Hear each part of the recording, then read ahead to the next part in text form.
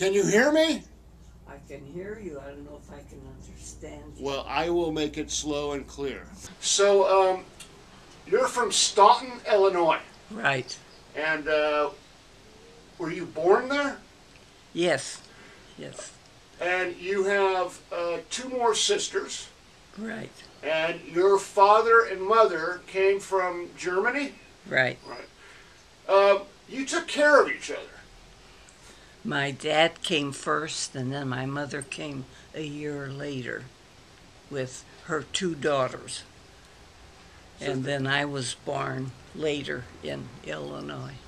I talked with Ben, we call her Ben, about how everybody worked really hard to take care of their family. Would you say your family was like that? Well, yes. Yes, because, well, there wasn't any money. And my dad worked in the coal mines. I don't know, he never worked in Europe in that, but when he came there, he didn't speak any English or anything, and I don't know how he got started into it, but that's all I remember. Did you have your supermarket, your little market in Staunton, or only in Chicago? Only in Chicago.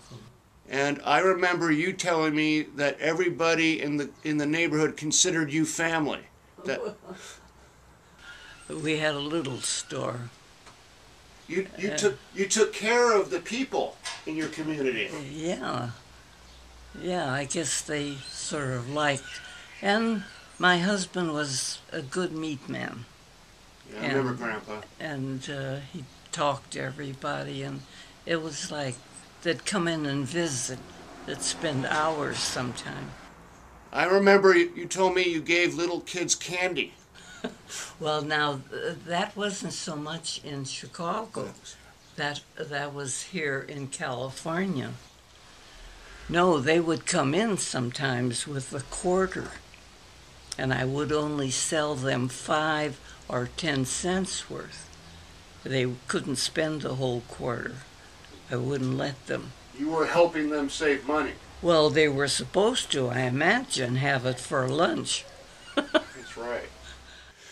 Bonnie told me during that time with Al Capone and the Prohibition, some of her family... And then I think we were in Chicago already. With Al Capone? I think so. Was he the big boss?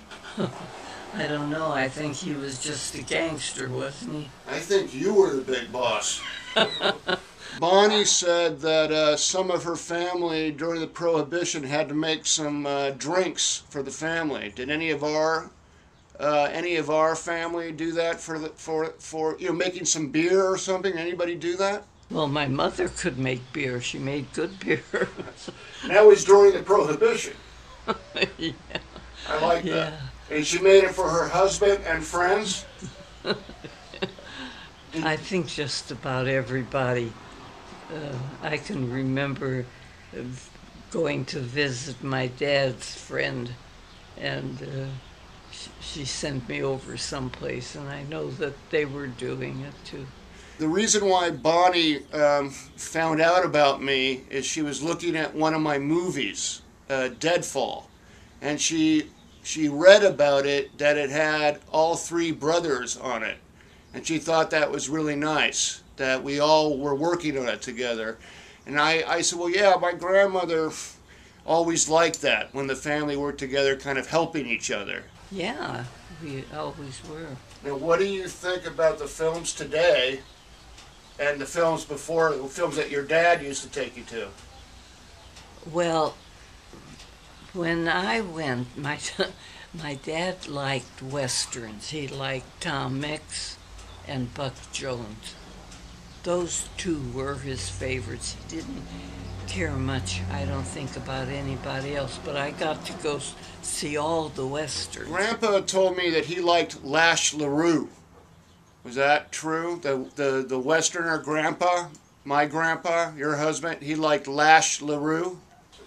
He didn't tell me. I don't. Well, maybe I'm 95. Maybe I forgot. Yeah, you remember a lot. He told me that he liked Frank Sinatra, but he called him Frank Snotnose. Yeah, his brother did that. No, well, see, when I dated him then, and then we got married, then we had more family because it was his family too. But he only had a brother and a sister.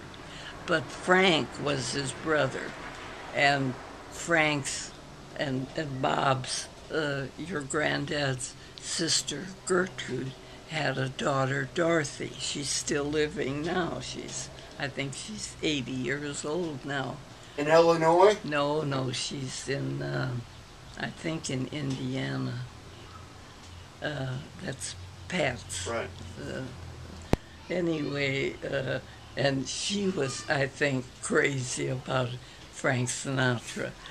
That's when her Uncle Frank then would call him that. Frank Snotnose. It was funny. Grandpa was really funny. Yeah. But there was a funny story at the supermarket. I don't know if it was in Illinois or in Hollywood, where the kid was delivering food. Oh, and that he was here in Chicago. What was that story? Because wasn't the kid complaining about heavy bags? Yeah, he was complaining about having to, I can't remember his name, but he'd come in all the time. They were around like 12, 13 or something. So he came from behind the meat counter after I handled the groceries and he handled the meat section. So when we finished bagging it up and he was complaining, so Bob came over and he said, well, you want wheels on it? And he said, yeah. So he took his pen and he drew wheels on the bag. Well, the kid laughed, made it much lighter. You remember the old way that things were done, and now there's the new way. What kind of advice? Well, now there's too much, and you don't really have to. Well, I guess you do have to think. Not as much. But the thinking sometimes causes too much stress, no time to relax. Do you know that in your day, when there wasn't all of that, there was more wisdom, but maybe less information? Now there's tons of information, like you said, you could search, but not as much wisdom. Do you agree with that? Well, I think people, we wondered about things, but now you don't have to wonder. You go and look it up.